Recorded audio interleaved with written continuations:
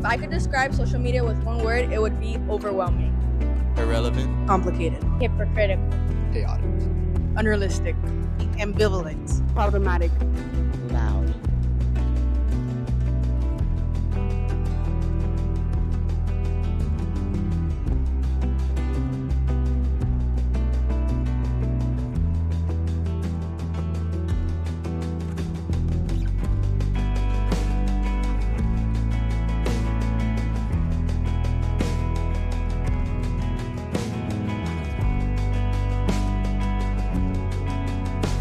Every day, students are exposed to thousands of videos explaining different mental health symptoms.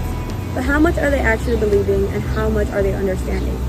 In the digital diagnosis effect, we will dive into how social media has affected the way that people self-diagnose themselves. Different social media platforms like YouTube, Reddit, Instagram, Twitter, and TikTok. To further investigate this, I even interviewed one of my fellow students and a college student too.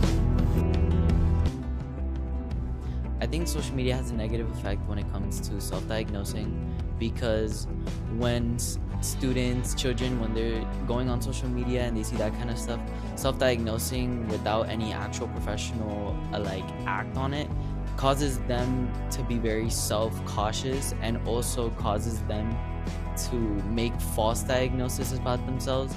They might even think that they might have one thing and they actually don't have that thing. And without any proper medical help, it causes them to continuously be overthinking, continuously be nervous, and always look around and always be like, well, what if this person thinks that I have depression? What if this person thinks I have anxiety? For many students, self-diagnosing through social media doesn't just stop at curiosity. It can quickly turn into something harmful. When people begin labeling themselves based on short videos or incomplete information, it could lead to unnecessary anxiety, constant self-monitoring, and even false beliefs about their own mental health. But what happens when students grow older? Does this pattern continue, or does this perspective begin to change? Let's find out more with a college student.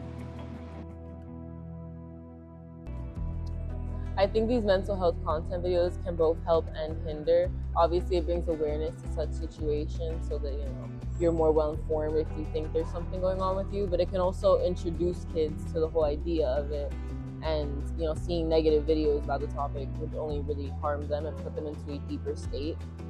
And then you have the help side, where it lets people know that they're not alone, that they can ask for help, that there's things to help them. What may have started as a relatable video can turn into a lasting label, shaping how students see themselves without ever being professionally evaluated. And when real support feels out of reach, social media often takes its place. But how accurate is that information, and what happens when it's wrong? To answer that, we turn to the people trained to know the difference: mental health professionals.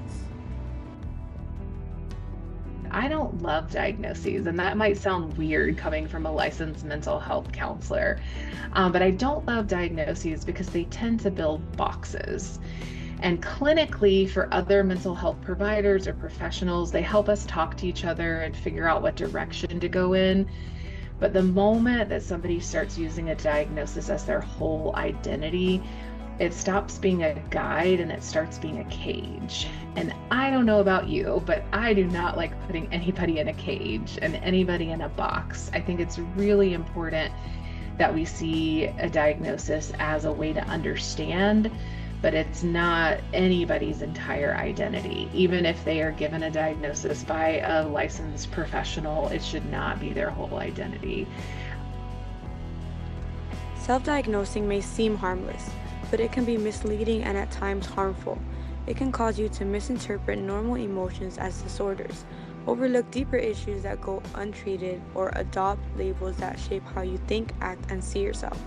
In some cases, it can even lead people to self-isolate, excuse harmful behaviors, or avoid seeking real help, believing they already understand what's wrong. But there is a better way. Instead of relying on short videos or online videos, start with a real conversation. Talk to a trusted adult, a school counselor, or a licensed professional. Learn from credible sources, ask questions.